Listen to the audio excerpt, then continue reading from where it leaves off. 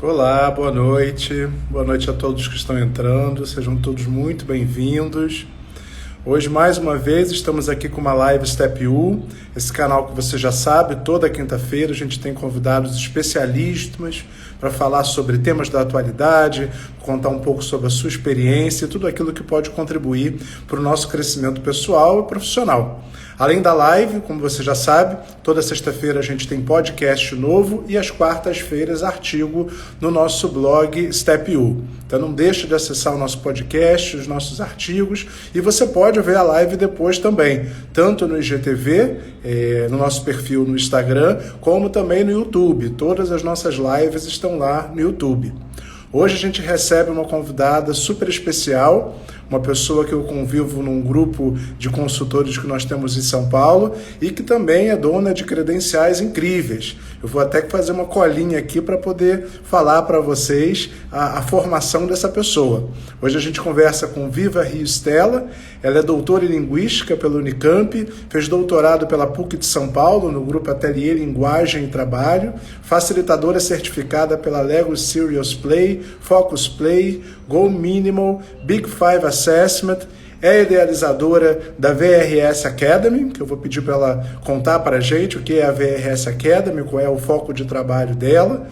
E também professora em cursos da Casa do Saber, em Company do Aberge, Integração Escola de Negócios, Casper Libero, Unianchieta, trabalhando temas como oratória, comunicação, comunicação não violenta e lifelong learning, que é o tema que a gente vai conversar hoje. Então a Vívia já está aqui, deixa eu liberar para ela entrar.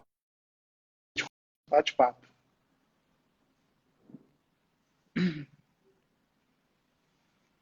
Olá, olá, sejam todos bem-vindos. Olá, Vivian, como Olá, vai? tudo bem? Tudo jóia? Boa noite a todos e Boa todas. noite, muito obrigado por vir compartilhar um pouco com a gente da sua experiência, da sua visão sobre esse tema que é tão importante. Eu imagino que muita gente, por esse termo, lifelong learning, ainda não conheça, mas certamente quando a gente começar a conversar, as pessoas vão entender que isso é um tema que já faz parte aí da vida profissional de muita gente, sobretudo aqueles profissionais que têm foco em desenvolvimento. Mas antes de tudo, Vivi, eu queria que você se apresentasse rapidamente, já contei um pouco aqui as suas credenciais e falasse da VRS Academy, que eu sei que é um foco que você tem hoje de trabalho bastante importante, né? Perfeito. Bom, então, você já me falou aí, já falou sobre mim essas várias credenciais. Acho que de tudo que você falou, o mais importante é que eu sou apaixonada por aprendizagem, por ensinar e aprender. Estou sempre em busca de conhecimentos, repertórios, vivências e quero levar isso também para os aprendizes dos encontros que eu conduzo. E também sou apaixonada por comunicação, então eu juntei essas duas paixões para fazer as entregas que eu faço nas empresas. Então a VRS existe há 7 anos. A gente, na verdade, era VRS Cursos e VRS era Vivian Rio Stella, literalmente. Então eu dava os cursos nas empresas e aí era bem assim, né? Me pediam um curso de comunicação, eu ia lá e fazia. Aí faz uns 3 anos que eu comecei a ficar incomodada, porque a gente começa a atender os clientes, já faz 15 anos que eu atendo clientes, né? E aí você percebe que eu vou dar um curso de comunicação, mas o problema é muito maior do que aquele curso de comunicação pode resolver. Então eu Uhum. fui ampliando o escopo de trabalho da VRS, fui contando com cada vez mais facilitadores, e aí pautei tudo que a gente faz em lifelong learning, que é essa aprendizagem ao longo da vida, para que a gente consiga sempre dizer para o nosso cliente, seja ele pessoa física que se inscreve nos nossos cursos abertos, ou as empresas, para dizer o seguinte: será que é um curso de comunicação? Será que não é uma jornada? Será que não é uma outra entrega, uma consultoria de cultura de aprendizagem antes de dar um curso? Então, a gente tem buscado colocar na prática o lifelong learning, essa aprendizagem ao longo da vida, e levar para as empresas uma visão mais estratégica da aprendizagem. Esse é o nosso grande foco. E aí, quando as pessoas vêm no Instagram, a gente tem, enfim, uma grade de cursos, de temas, de jornadas. A gente acabou também tendo que se reinventar com a pandemia, porque nós temos um espaço de encontros e esse espaço é físico, agora não dá mais para fazer nada físico, então a gente está no É. mundo digital e foi, no fim, foi um presente, porque a gente conseguiu se conectar com pessoas do Brasil inteiro, mas ao mesmo tempo eu vou lá para a sala e falo: ai, gente, cadê os nossos encontros aqui, né? Então tem essa complexidade que está todo mundo vivendo também. É verdade. É interessante porque, de fato, o trabalho do consultor é muitas vezes mostrar além daquilo que o cliente demandou. Né? Tem uma analogia que eu gosto muito, né? Que é da pessoa que está sentindo uma dor, vai no médico, e aí o médico ali no diagnóstico percebe que tem muitos outros elementos a serem tratados além daquela dor específica. E o trabalho que hoje vocês fazem pela VRS, eu acho que consegue englobar muito bem isso, porque tem uma visão 360, né? Uma visão holística daqueles elementos que às vezes não estão em primeiro plano na visão do empresário, na visão do gestor, né? Uhum. E é um desafio também dizer para o seu cliente que já sabe que ele quer um curso que está assim, fervendo, está na moda, é tendência, e dizer para ele isso talvez não seja o foco nesse momento, talvez seja um outro foco. Então, é um exercício grande de argumentação, de persuasão, de realmente mostrar para as pessoas que tem outros formatos. E existe uma cultura de aprender e de ensinar ainda muito focada em um professor que é especialista, que ele vai conduzir o encontro em que ele fala o tempo todo. E a gente sempre fala, nossa tendência, como muitos, né, do nosso café, inclusive, é a facilitação. Então, a gente vai facilitar o conhecimento, a gente não vai prover todo o conteúdo. Então, de fato, esse é o nosso desafio também, transformar a cultura de aprendizagem. E aí tem a ver com lifelong learning, né? Porque as pessoas acham que aprender é fazer curso. E não é só isso. A gente vende curso também, mas obviamente que não é só isso. As pessoas têm que entender que a aprendizagem acontece em todos os momentos. O momento da interação com os nossos filhos em casa, com a nossa família, a distância com as pessoas nos ensina várias coisas. Momentos com a equipe que você tem que repensar. Como é que eu vou falar com as pessoas que estão remotas? Como é que eu engajo as pessoas que estão lá na parte operacional fazendo o trabalho e a gente aqui no back-office não está, né? Então, acho que esse é o exercício diário de entender a aprendizagem em todos os momentos e não só aquele momento clássico mediado por um professor que tem uma carga horária que te dá um diploma no final. Certo. Ô, Vivian, e o que é o lifelong learning? De que maneira a gente pode entender isso aí como um conceito atual? Aliás, reformulando a minha pergunta, é um conceito atual? É um conceito recente ou é um conceito transformado ao longo do tempo? Olha, esse é um conceito que eu diria que está bem. Parece que ele está na moda, muita gente fala disso, mas na realidade ele tem quase 50 anos de existência e a Unesco vem falando de lifelong learning há muito tempo.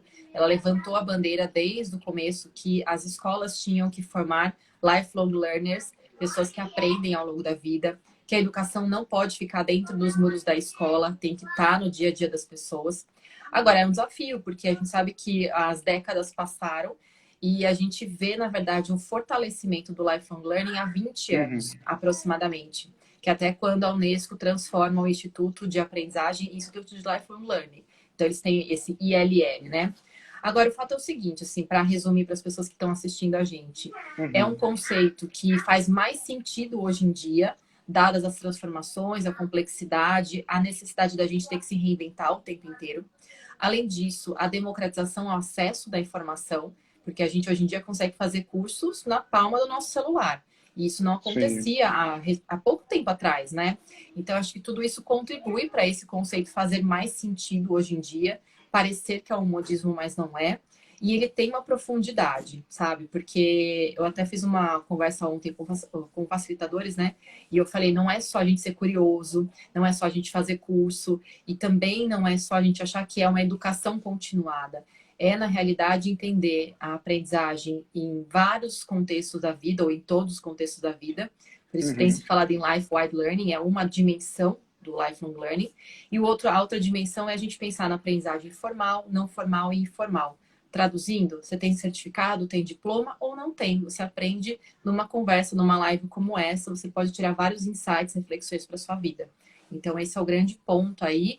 Mas, assim, de forma muito sintética, é um conceito que tem quase 50 anos, é um conceito que faz mais sentido hoje em dia e ele tende a ser cada vez mais a tônica das pessoas como um todo, seja o indivíduo, sejam as organizações também. Certo. A Cláudia trouxe uma pergunta que eu, inclusive, ia abordar isso. Você acredita que a geração Z, por conta das características, inclusive, de ambientação com tecnologia, com diferentes canais de comunicação e de aprendizagem, essa geração Z está mais aderente ao lifelong learning?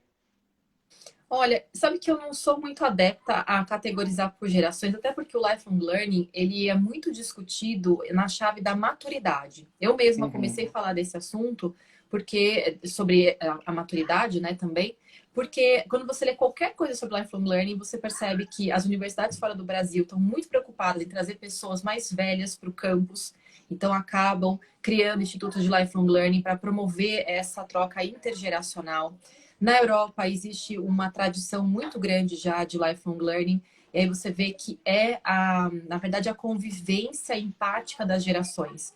E a gente nota que as pessoas mais velhas, elas gostam de aprender, elas querem aprender e elas às vezes não têm acesso. A gente pensar assim, né? É uma crítica que eu faço muitas vezes. Tá mudando isso no Brasil, mas você vê ainda assim, a escola da maturidade, ela ainda tá muito na chave assim de fazer crochê, pintura, tudo bem tem assim às vezes clube do livro, mas não tem muito assim, como é que é o mercado de trabalho hoje em dia? Quais são os novos negócios? E agora a gente vê Mature surgindo e se consolidando no mercado, outras empresas que focam na maturidade e são pessoas que querem aprender. Então eu não colocaria nessa divisão das gerações. É claro que a geração Z, ela é uma geração que ela já tem mais esse acesso e entende a internet como uma grande escola. E até entende que a escola não dá aquilo que ele precisa. Ele vai lá e busca no Google e sabe da informação. Então, eu acho que tem essa diferença em relação a, enfim, entender a internet como uma escola, mas eu acho que não dá para a gente dividir em gerações, não. É verdade. Houve uma época que se falava demais que determinadas faixas etárias estavam mais preparadas para alguns tipos de aprendizagem. Eu lembro que era quase que senso comum dizer a criança ela vai estar mais apta a aprender línguas, né? No final da adolescência, competências técnicas, a chamada juventude adulta, as competências comportamentais. Qual a sua visão sobre isso? Na verdade, nem essa visão, né? Tem vários estudos que vão dizer que tem os neurônios, tem as sinapses, enfim. Então, essa abordagem neurocientista, assim, digamos, né, ou neurológica da aprendizagem, acabou indo para esse lado de qual é a forma de fazer sinapse, idades e faixas etárias, enfim. O que se percebe mais recentemente nos estudos é que a aprendizagem ela não é limitada à idade, que os nossos neurônios eles são muito plásticos, que as conexões das sinapses também elas são muito diversas e que não existe essa limitação de idade. Então, tem alguns estudos que têm mostrado assim que mulheres acima de 40 anos estão na plenitude das conexões das sinapses. Tem também muito mulheres, porque as mulheres são muito estudadas e elas também querem estudar bastante. As mulheres são sempre nos meus cursos. Eu falo, cadê os homens, né? Então, as mulheres. Mas você vê que não faz muito sentido mais a gente pensar dessa forma. E existem muitas pessoas que trabalham com aprendizagem que já têm mostrado assim, eu tenho 40 anos e quis aprender chinês em um ano e aprendi chinês em um ano. Então, essa concepção de que existem idades melhores a gente tem que parar para pensar assim, melhor para quê? Você quer aprender rápido, você quer ser fluente, você não quer ter o sotaque para falar um idioma, ou você quer se comunicar no idioma quando você viaja ou faz o seu trabalho. Então, acho que assim, na verdade, você tem que saber muito claramente o critério que você usa para dizer aprendi ou não aprendi e qual é a finalidade. Senão a gente fica sempre nessa chave. Não, a criança, ela é fluente, não tem tô com accent na cabeça, não tem o sotaque. Mas por que você não quer ter sotaque? Qual é a sua questão com o sotaque, entende? Então, acho que tudo isso acabou sendo até uma má interpretação desses estudos sobre aprendizagem e eles estão sendo ressignificados mais recentemente, nos últimos 10 anos em especial. Olha que coisa interessante que a Vivian está colocando para quem está assistindo a gente. Um dos primeiros obstáculos que muitas vezes a gente se coloca é de que eu já estou velho demais para aprender tal coisa. Talvez isso seja uma das desculpas ou justificativas mais utilizadas quando a gente propõe a alguém aprender algo novo. E a prática, né, o dia a dia, mostra para a gente que isso cresce proporcionalmente ao avançar da idade. Vocês vejam, o que a Vivian está dizendo é que não há uma correlação entre esses elementos. A dificuldade da aprendizagem e o avançar da idade, né, Vivian? O que acontece muitas vezes, se a gente for pensar no processo de aprendizagem, é que a pessoa adulta, a pessoa mais velha, ela já tem uma bagagem, ela tem experiências, ela tem as crenças dela também. E às vezes ela se depara com uma aprendizagem que ela volta para o formal, ela vai fazer uma faculdade nova. Quantas pessoas têm, sei lá, 50, 60 anos, vão fazer faculdade de novo. Tá tudo bem em relação a isso, mas elas se deparam com aquela aprendizagem de prover conteúdo, e aí ele não é ouvido. E ele já tem uma ampla experiência, uma ampla bagagem. Então, por que será que ele não aprende? Será que ele não tem competência neurológica, capacidade neurológica, ou é a abordagem da aprendizagem que não é condizente com uma pessoa que tem uma bagagem tão vasta? E aí é que entra a andragogia, para entender o ensino de adultos, e como é importante a autonomia, experiência, a atividade, a vivência para o adulto, muito mais do que para a criança, porque a criança tem menos repertório, ela tem muita curiosidade, ela tem muito esse olhar sobre tudo e qualquer coisa, sem tantas.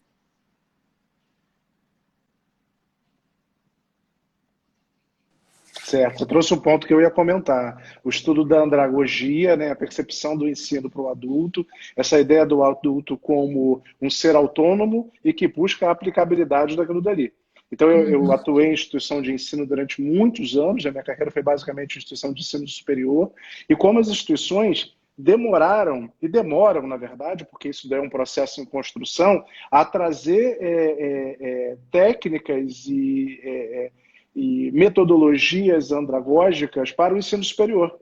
Né? Ainda há um ensino superior muito focado no professor passando a informação e o aluno recebendo. No entanto, a gente tem em sala de aula duas características. Uma que você já até comentou, a predominância de mulheres, e também uma característica de cada vez ter pessoas de mais idade em sala de aula. Então, ao não se apropriar da experiência e da bagagem dessa pessoa, a gente perde muito em termos de aprendizagem, né? E mesmo as pessoas mais novas, né? Eu dei muitos anos aula em uma faculdade aqui de Jundiaí, agora eu parei um pouco de dar e eu sinto muita falta porque eu aprendi muito com os alunos. Eu falava para eles, a aula é para a gente fazer atividade, eu não vou dar nada para casa. Esse espaço é para a gente trocar, para a gente conversar entre nós, para a gente poder aprender pela experiência que a gente tem, para vocês buscarem no celular de vocês, no notebook de vocês, informações que são necessárias para poder aprender, em vez de eu falar a aula inteira e eles irem para casa e depois irem pesquisar. Então, acho que tem muito a ver com como a aprendizagem ocorre, mais do que essas limitações neurológicas que acontecem. Agora, fato, enfim, não é nem fato, mas assim, a minha percepção é que as pessoas mais velhas vão até se preocupando, muitas vezes, mais do que o necessário com a opinião alheia. Então, eu ouço, assim, na minha rede de contatos, seja familiar ou pessoas com quem eu convivo que tem mais idade. E mais idade pode ser, gente, 40 anos, 30 anos, enfim, não tem uma questão de corte etário mesmo. Mas com o tempo a pessoa fala assim, não tem mais idade, o que vão achar de mim? O que vão pensar se eu for fazer eu não sei o quê? Não pensa nada, gente. Vai lá e faz. Então, essa preocupação com o julgamento alheio, que é um grande problema às vezes e um grande limitador. Eu falo também assim, vou aprender um idioma. Aí você fala, eu sou do tipo que fala assim, não vou falar inglês perto do meu marido, que fala super bem. Mas qual é a limitação, entende? Ele fala sobre o que ele usa todo dia, eu não uso todo dia. Então a gente fica preocupado com o outro e esquece do próprio aprendizado. A gente é o nosso balizador, a gente é a nossa própria régua, né? E não o outro. Então acho que tem aí um chão de desafios que a gente tem que percorrer quando pensa em aprendizagem. É verdade, é muito mais o receio do julgamento, da avaliação do próximo, né, do que uma questão de decisão ou de iniciativa, né? A gente tem falado muito, né, isso tem sido um assunto muito discutido no mercado, sobre a importância de profissionais que têm iniciativa de buscar aprendizagem, que têm iniciativa de buscar o autodesenvolvimento. Não ficar aguardando isso como se fosse uma prerrogativa da empresa, mas de ter iniciativa de buscar. Eu imagino que a ideia de lifelong learning seja totalmente vinculada a essa autonomia e iniciativa de buscar conhecimentos de acordo com aquela necessidade, né? Faz-se muito a analogia da pílula de conhecimento. Então, eu vou tomando a pílula de acordo com a minha necessidade e no tempo que eu preciso aplicar aquilo.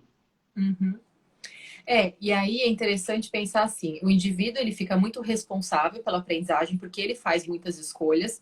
E aí vale pensar, a gente tem uma oferta gigantesca hoje em dia. Então, não sei se quem está assistindo a gente também sente isso de, nossa, o que eu vou escolher? Aí, de repente, a gente escolhe fazer um curso que alguém fez, gostou, indicou, e nem sempre é aquilo que você tem que desenvolver.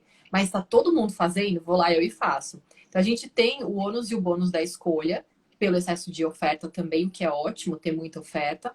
Mas, ao mesmo tempo, acho que vale a gente pensar no lugar da organização também. Como é que a organização consegue ofertar aprendizagem que não seja de uma forma que afaste, que deixe só para o indivíduo escolher. na vida pessoal dele. Porque imagina, eu quero, como aprendiz, ter as minhas escolhas, saber o que que eu vou aprender, como eu vou aprender. Ah, vou dedicar minhas manhãs para ler um artigo, um podcast e tal. Beleza.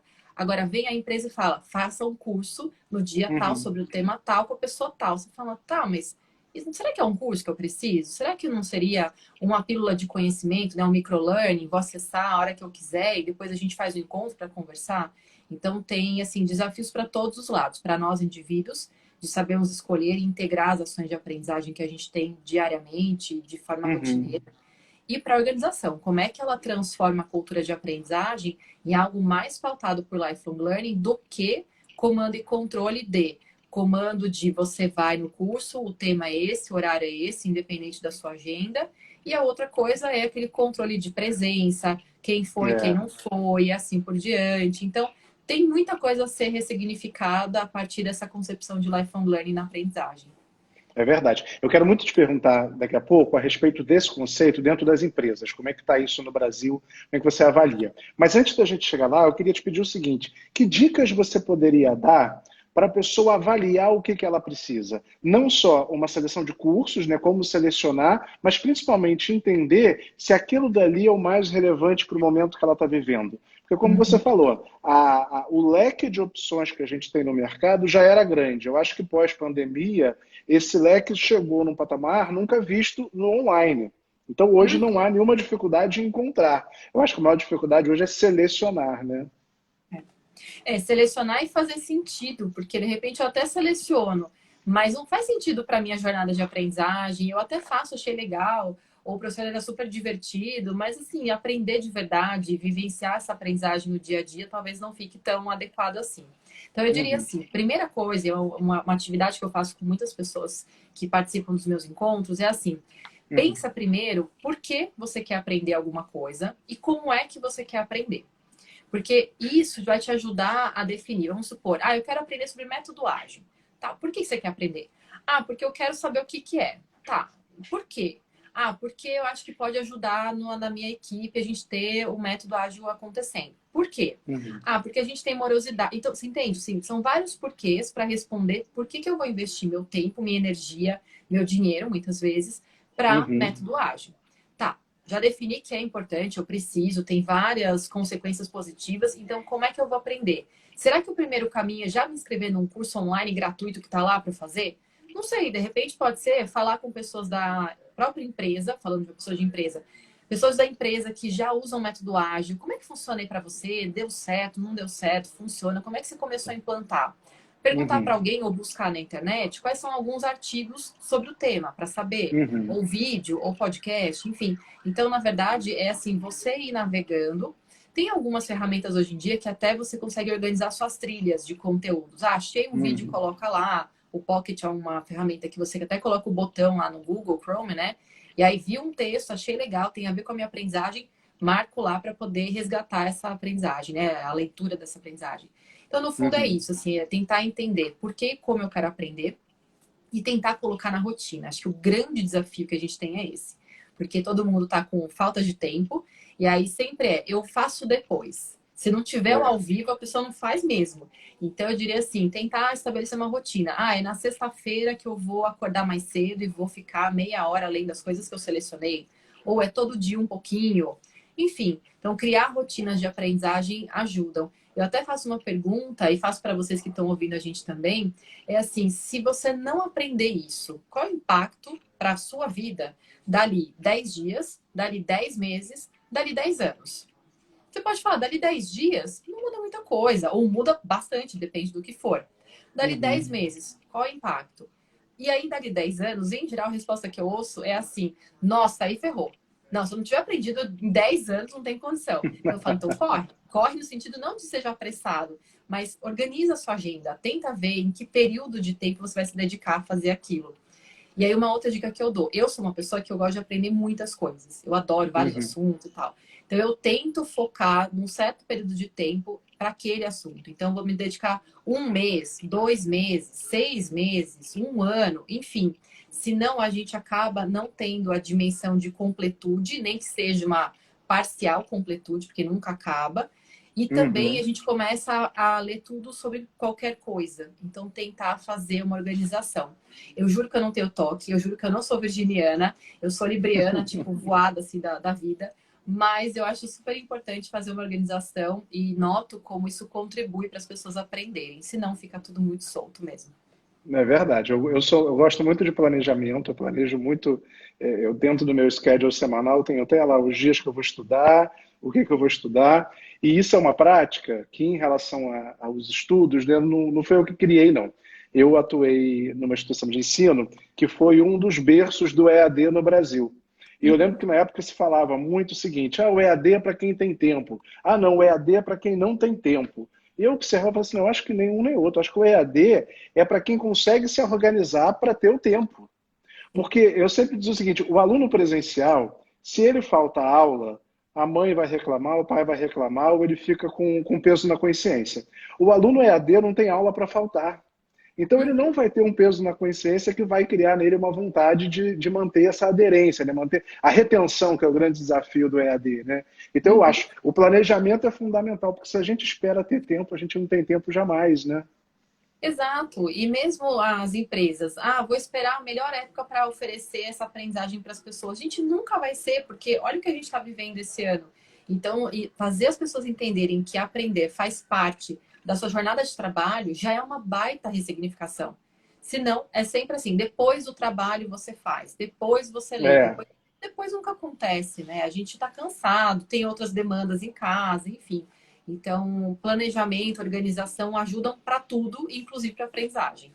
é verdade. E será que ajuda também para preguiça de ler? O Grupo Valor perguntou aqui, para quem tem preguiça de ler, perde o foco, se distrai, isso também é um super ofensor, né? A distração.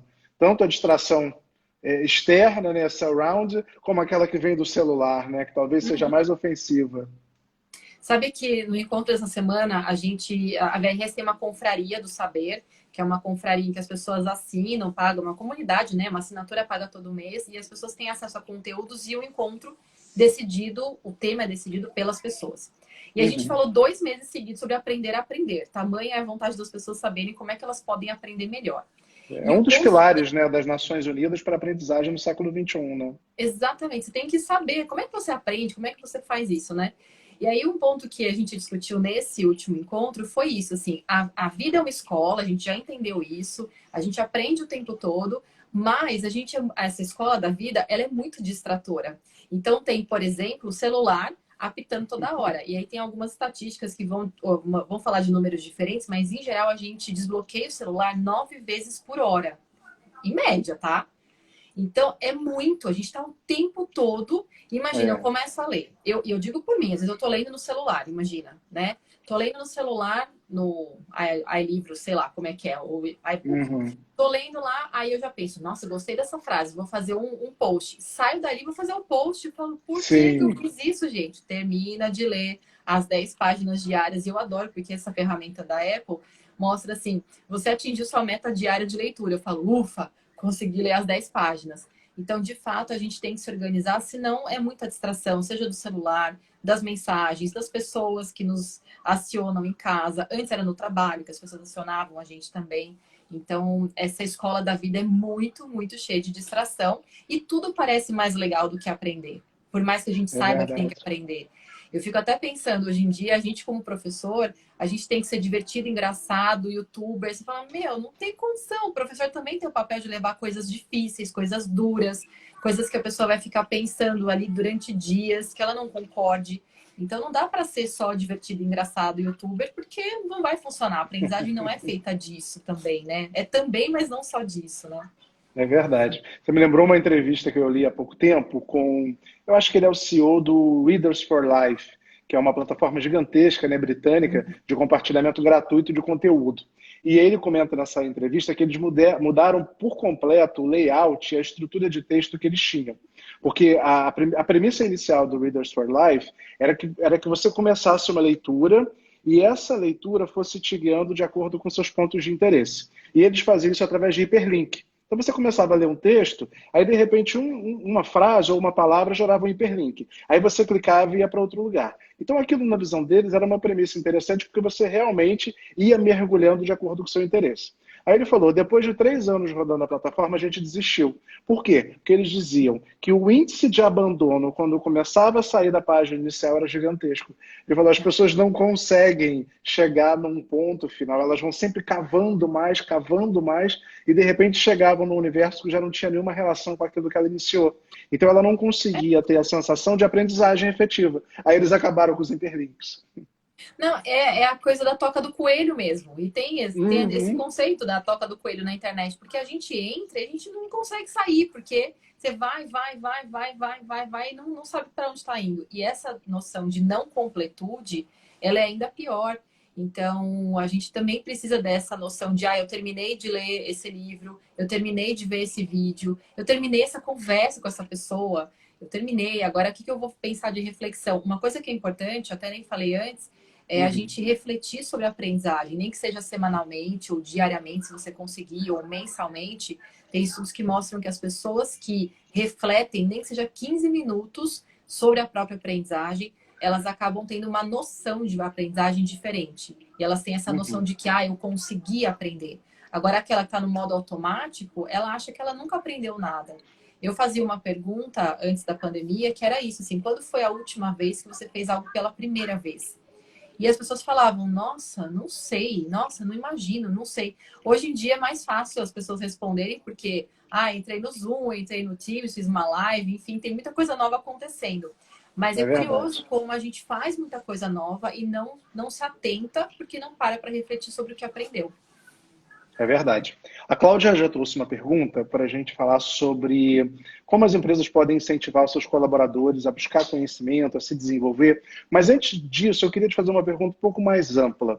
Como é Uhum. que está essa ideia de lifelong learning dentro das empresas? Porque a gente sabe que a criação das universidades corporativas, que foi um boom nos últimos anos, né? Não só no Brasil, mas no mundo, mas no Brasil em destaque por conta do tamanho do nosso país e do número de empresas que a gente tem aqui, não resolve o problema que é garantir a adesão do colaborador.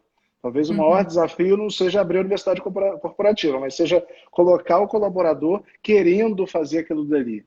E aí, como é que você enxerga isso? Como é que a empresa efetivamente consegue criar essa via de mão dupla, né? Entregar, oferecer um conteúdo, mas ter um colaborador interessado em consumir aquilo? Então, eu acho que o grande desafio é que as universidades corporativas, elas replicaram o modelo da universidade, enfim, na faculdade. Então, tem lá Uhum, uma grade curricular, você tem que fazer aquilo para conseguir chegar em tal cargo.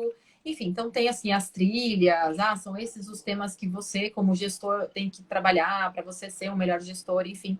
Então, eu acho que o grande problema foi esse engessamento da oferta por habilidades, por conhecimento, por atitudes que vão sendo ressignificadas nas empresas. E eu acho que o grande desafio, na verdade, é dar mais voz para os aprendizes. E eu acho que a gente está nesse momento, eu tenho visto algumas empresas fazendo os seus movimentos de dar voz para as pessoas. Eu até vi alguém, acho que a Cláudia colocou aqui essa coisa da curadoria. Então, cada vez mais, os próprios aprendizes seriam os próprios curadores. E não a pessoa de treinamento definir quais são os temas e atuar como esse curador que faz o sentido se estabelecer entre as trilhas de aprendizagem.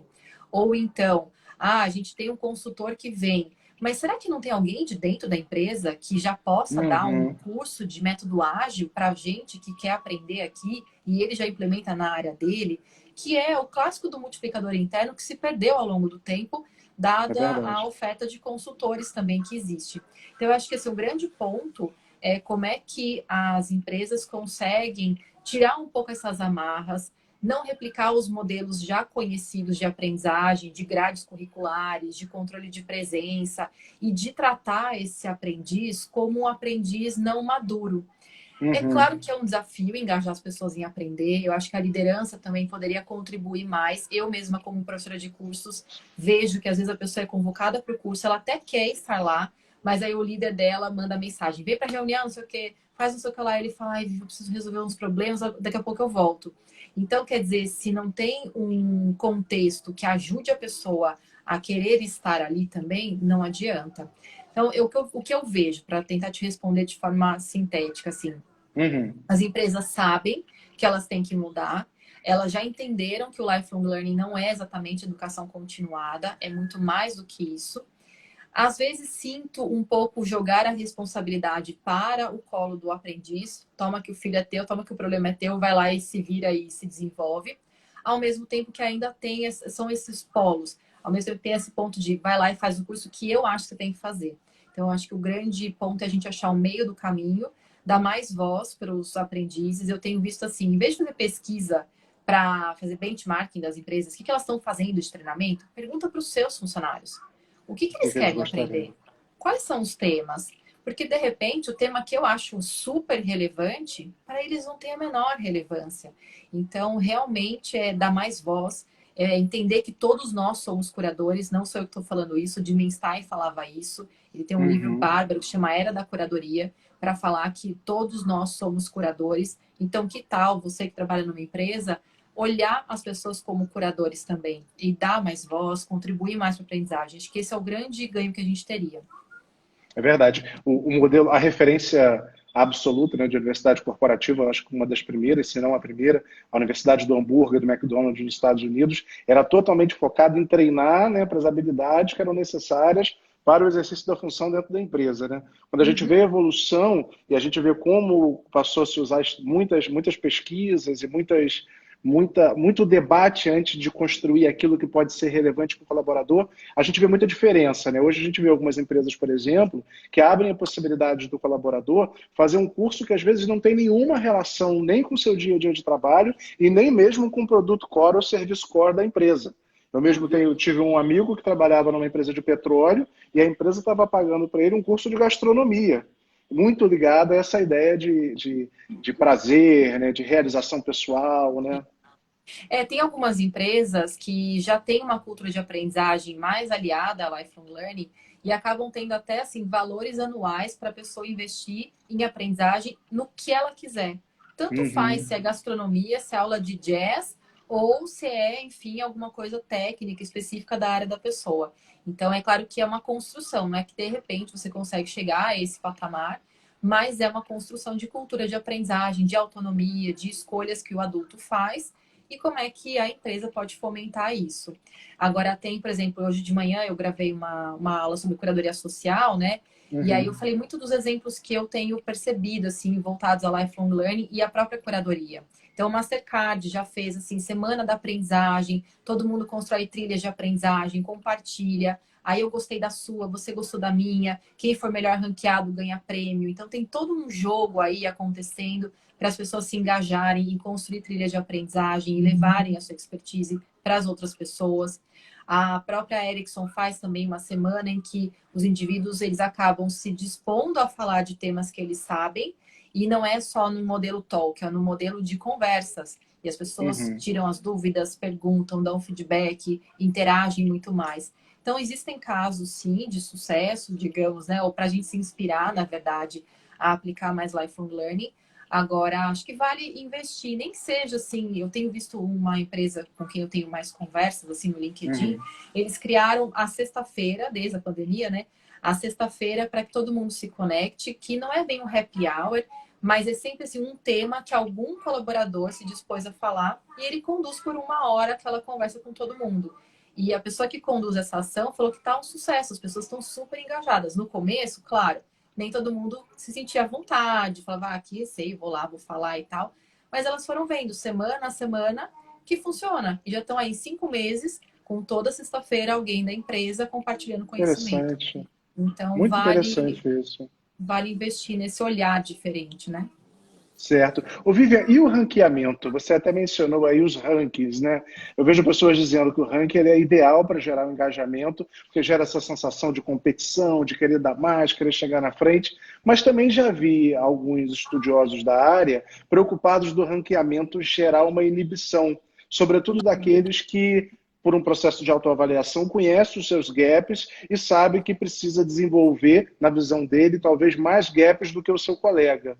O que Uhum. você pensa do ranqueamento? Sempre tem esses dois lados, né? Então, o ranqueamento pode gerar engajamento porque gera competição e há adultos que gostam da competição, que topam essa exposição também de compartilhar as trilhas e assim por diante. E tem pessoas que, pela própria natureza, personalidade, não são adeptas aos rankings. Mas eu acho que é pelo menos uma forma de fazer as pessoas se engajarem.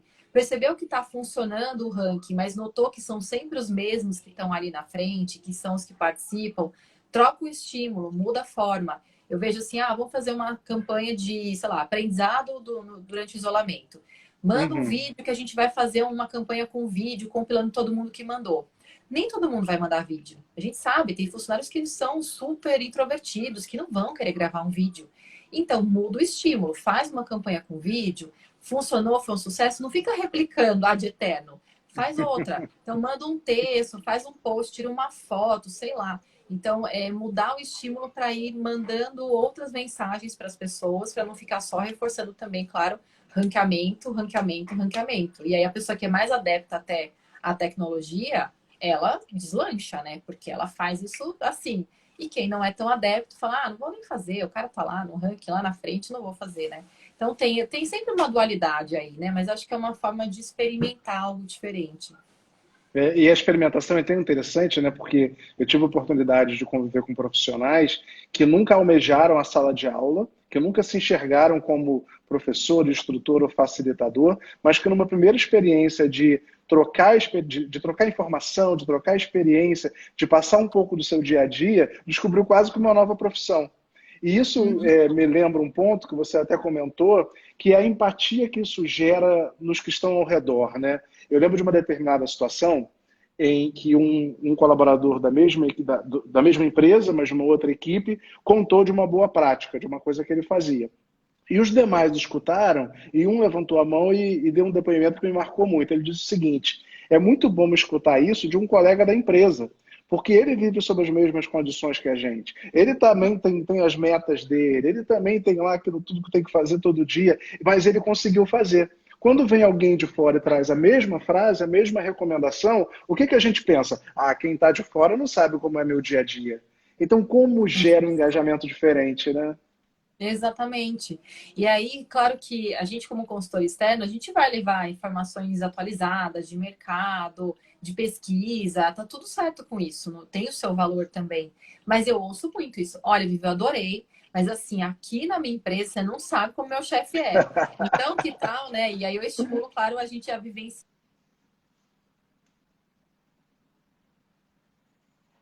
Opa, tivemos uma travadinha aqui.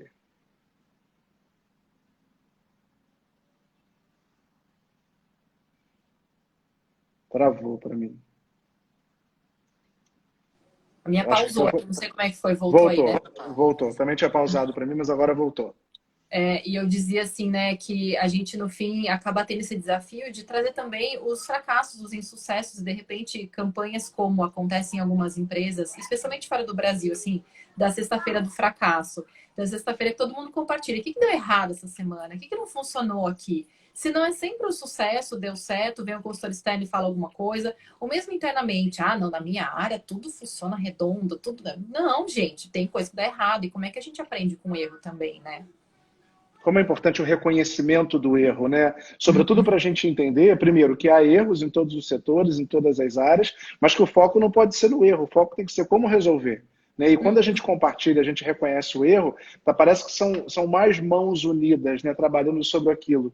No evento da Startse, não estou lembrando se foi esse ano ou se foi no ano passado, uma diretora de RH de um grande grupo educacional do Brasil falou sobre isso. Ela falou, a gente criou um comitê, que é o comitê do deu errado. Ela até usou um palavrão na hora. Ela falou, esse comitê do deu errado é para trazer ali, para mostrar porque deu errado, porque por trás daquele erro há uma conjunção de fatores que precisam ser pensados e muitas vezes são ignorados, né?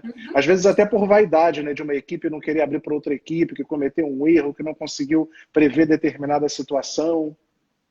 E entender que existem erros e erros, porque tem erro que pode ser desatenção ou falta de capacitação técnica, mas tem muitos erros que são pela complexidade do processo. E aí, pela complexidade, a gente não se atentar a um detalhe aqui, outro ali e outro ali, gera um erro tremendo. Então, falar sobre tudo isso faz com que as coisas funcionem de maneira mais fluida e a gente capte rapidamente esses erros, senão vai para debaixo do tapete, né? e aí ninguém fala disso, ninguém aprende com isso e vai voltar a ser replicado muitas e muitas vezes. Então a gente tem que Pois é. falar, aprender tem a ver com errar, não são duas coisas que são muito conectadas. É impossível você aprender a andar de bicicleta sem cair uma vez na vida ou 20 vezes na vida. Então tem um processo de erro, de maturação, até que você consiga andar de bicicleta, e depois de um tempo você vai arriscar, de repente, num terreno mais acidentado, você pode cair. Mas você não sabe andar de bicicleta? Você sabe, mas é um terreno diferente, você vai ter que aprender nesse novo terreno. Então é tudo isso que vai contribuindo para a nossa jornada de aprendizado ao longo da vida, né, de fato. Sem dúvida, senão isso gera um impacto tremendo no resultado da empresa, no clima organizacional, na autoestima do colaborador, né? Nas relações interpessoais, né, dentro da empresa. Isso é muito nítido, né? Empresas que não conseguem dar espaço, né, para esse tipo de debate, para esse tipo de aprendizagem, para esse tipo de reconhecimento, né? Quantas equipes que têm medo de mostrar que erram, ou que têm medo de demonstrar fragilidade ou necessidade de aprendizagem, né? Uhum. E aí também tem outro tipo de campanha que eu já vi acontecendo em empresas, que não é sobre o erro, mas é assim, eu não sei se era semanal ou se era mensal, alguma coisa assim, a JetBlue fez um agradecimento por uma ajuda que alguém me deu. Então era um reconhecimento assim, então o Carlos me ajudou a fazer uma coisa, e nem era o trabalho dele, então, nossa, obrigada, você me ajudou a fazer tal coisa. Ou eu só consegui fechar com o cliente depois que o fulano me deu uma dica de não sei o quê. Então, esse tipo de reconhecimento também da ajuda, da colaboração, do fazer parte do todo, também faz diferença. Então, são essas somatórias, né? Então, colaboração, o erro, a comunicação fluida, tudo isso vai ajudando a aprendizagem a acontecer, falando aí de organização especialmente, né? Certo. Vivi, a gente já está na reta final, mas eu não posso terminar sem antes pedir para você comentar o seguinte. A gente sabe que por conta da pandemia, por conta da crise inerente à pandemia, a gente tem um contingente muito grande de bons profissionais e grandes profissionais que saíram das empresas e foram para o mercado. E essas pessoas, muitas vezes, num momento como esse, estão procurando uma maneira de se organizar e de se preparar para tentar um retorno para as empresas, né, ou às vezes empreender. O que essa pessoa deve fazer num ambiente de tantas opções de aprendizagem? De que maneira você acha que essa pessoa deve estruturar um planejamento para crescer, para desenvolver novas competências, para se preparar para empreender? Qual seria um caminho, se é que a gente pode pensar num caminho genérico para essas pessoas? É um desafio grande, né? Porque precisa saber primeiro o que essa pessoa tem de habilidades que ela quer cada vez mais potencializar, aquilo que ela ainda tem que aperfeiçoar. Ela quer se manter nesse mercado em que ela estava, ou ela quer mudar de mercado, ou empreender, de repente, é uma opção pela falta de opção. Então, entender um pouco esse cenário, na verdade. Mas, no fundo, tem a ver com essas perguntas meio que gerais que nos ajudam. Então, o que você quer aprender? Eu quero aprender, sei lá, Python, né? Então, programação. Tá, mas você quer por quê? Para só saber o que está acontecendo, ou de fato virar um programador, ou levar a programação como um diferencial no meu currículo. Tá, então já entendi por quê. Como que eu vou fazer isso? Se eu, de repente, não estou com salário, porque eu não estou colocado no mercado, então que tal ver, assim, quais são as opções que são de cursos, por exemplo, gratuitos? Não, Vi, eu não quero fazer curso. Eu vou assistir o Explicando, tem um episódio, inclusive, do Explicando sobre linguagem de programação. Assisto, gostei, achei interessante. Vou atrás de mais referências. Falo com alguém do Instagram, procura no Instagram. Quem é a pessoa que faz isso e ganha vida com isso? Vou falar com ela, marca um café virtual com ela, manda mensagem se ela for aberta, ela vai te ouvir e vai falar com você. Então, tentar achar alguns caminhos que façam sentido para você, que seja comprar livro, que seja ver vídeo no TED, enfim. Então, acho que, essencialmente, começar pelo o que eu quero aprender, por que eu quero aprender, e aí depois criar essa trilha momentânea, e sei lá, durante um mês vou me dedicar a isso, deu certo, vou me dedicar mais um mês. E, claro, pensar em organização do tempo. Como é que eu vou organizar na minha agenda momentos para aprender, para também não ficar... Eu falo que a gente fica rolando tela do Instagram às vezes, né? E deixou de ler o livro, deixou de ver aquele vídeo incrível, de fazer aquela aula que podia ter feito. É verdade. E fica só rolando ali para ver mensagens que talvez não sejam tão relevantes assim. Então, assim, de forma muito genérica, tentando ajudar as pessoas que estejam numa situação como essa, mas acho que muita gente também que está empregada, mas está insatisfeita, percebeu que não é isso que quer fazer, acho que vale também a mesma reflexão. É verdade. Há 2 ou 3 semanas a gente fez uma live falando sobre transição de carreira. E como esse processo, né, de o que eu quero aprender e por que eu quero aprender pode ser um passo fundamental para a transição de carreira, né? Se eu quero fazer uma transição efetiva, sobretudo quando isso envolve o empreender, é muito importante eu me preparar, né, em torno disso, porque não pode ser no susto, né? Jamais pode ser no susto, né? E esse planejamento é E você sabe riquíssimo. que uma coisa que você falou de transição de carreira, quando a gente fala em lifelong learning, a gente está falando também de uma vida longa. E a gente vai viver mais, a expectativa de vida é maior, esperamos assim que o Covid não nos atrapalhe nessa jornada. Mas o fato é que uma vida mais longeva significa mais transições de carreira. Porque o indivíduo não vai ficar a vida inteira na mesma carreira.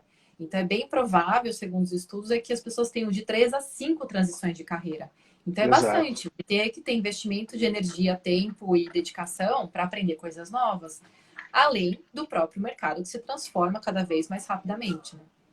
É verdade. Essa semana, inclusive, a gente teve uma grande novidade, né, que foi a entrada do Google no ensino, entre aspas, formal, né? Pois Trabalhando aí é. com uma ideia de certificação em até 6 meses, né? Uhum. E é uma tendência, né? Certificação é uma grande tendência de aprendizagem, porque é isso, você consegue, em um curto espaço de tempo, se certificar em alguma coisa e aí poder aplicar isso e replicar um método que seja. Então, é uma grande tendência e o Google, claro, né? Tá sempre por aí à frente das tendências.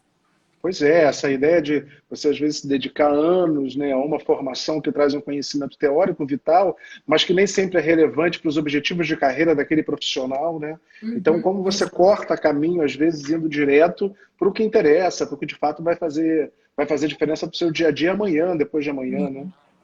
Quantas Beleza? pessoas fizeram MBA e, na verdade, não era isso que elas queriam, ou elas foram fazer uma pós, porque todo mundo falou que tinha que fazer uma pós, e de fato não era isso que ela precisava para poder aprender mais, eram outras coisas. Então, de fato, é uma coisa a se pensar, assim, certificações, ou de fato quero fazer uma pós, por quê? Aí vem as perguntas do porquê, como é que eu vou fazer, como é que eu vou organizar essa minha jornada de aprendizagem na pós. Isso é muito interessante. Há alguns anos eu fui fazer uma visita ao MIT, né, o Massachusetts Institute of Technology, e eu lembro de ver uma.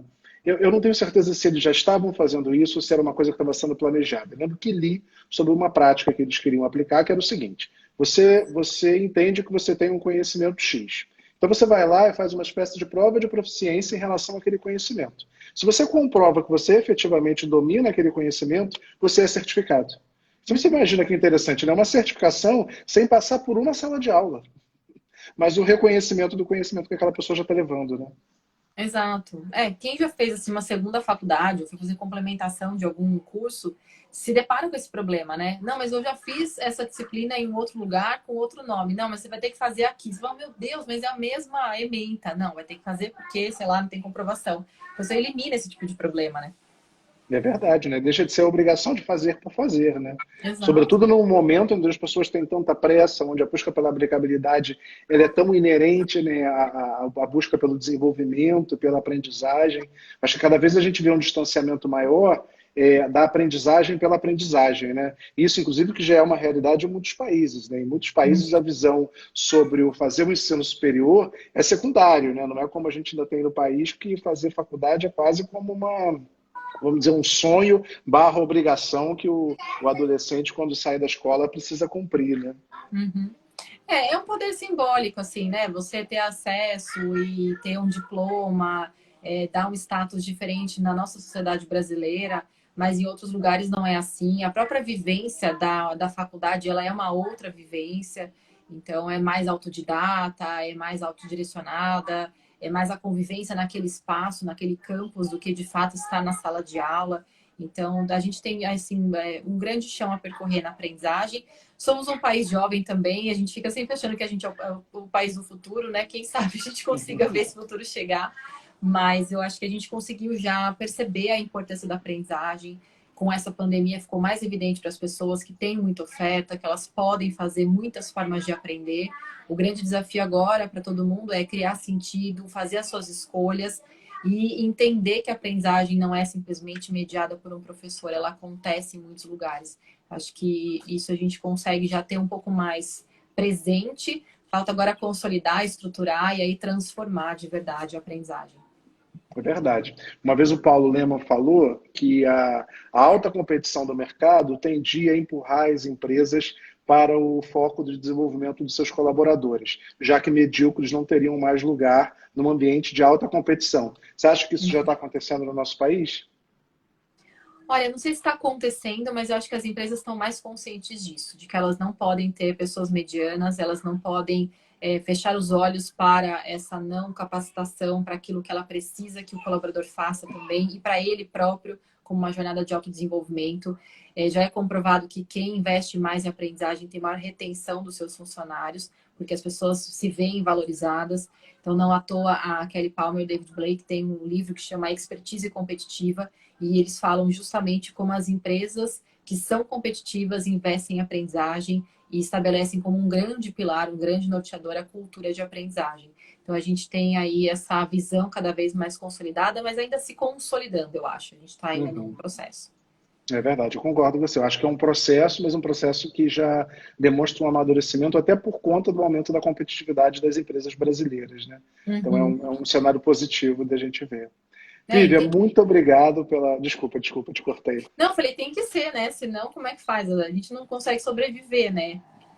É verdade, é verdade. Sobretudo o nosso país, né, que tem tantos chamados voos de galinha, né? A gente vê um grau de desenvolvimento, depois uma queda. Então, se a gente não conseguir, de alguma maneira, criar sustentabilidade à competitividade das empresas brasileiras, a gente jamais vai conquistar o lugar que o país merece, né, no jogo internacional. Né?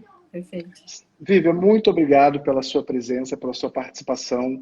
A aprendizagem é um tema que nos interessa muito, é um tema que para a gente é muito caro, não só porque a Step U ela nasceu de um objetivo comum de 4 sócios, que foi trabalhar para levar conhecimento, levar possibilidades de aprendizagem para as pessoas, mas principalmente porque eu acho que cada vez mais a gente está envolvido entre pessoas que entendem o papel da aprendizagem e do desenvolvimento para o crescimento profissional e para o crescimento do nosso país. Então é muito gratificante ver pessoas como você que estão pensando isso, que estão pensando de que maneira as pessoas podem se apropriar de conceitos e práticas para o seu próprio crescimento. Te agradeço demais a sua presença. Obrigada a você pelo ótimo papo, adorei pensar coisas que você também trouxe com as suas perguntas. Foi bom também ver as perguntas das pessoas por aqui. E obrigada, conte conosco da VRS como organização, contem comigo também para a gente poder pensar em aprendizagem, transformar a aprendizagem, especialmente nesse ambiente corporativo que é tão importante para que haja competitividade, para que haja crescimento também do nosso país. Então, obrigada aí pelo convite. Isso aí. Bom, boa noite a todos. Quem chegou agora no final pode ver a nossa live completa tanto no IGTV como no canal do YouTube. A Step U está com um canal no YouTube, onde todas as lives estão lá disponíveis também. E não esquece que amanhã tem podcast novo no nosso canal de podcast Step U e também o nosso blog, sempre com artigos atualizadíssimos lá. Uma boa noite para todos e até a próxima. Um abraço, Vivian. Tchau, boa noite.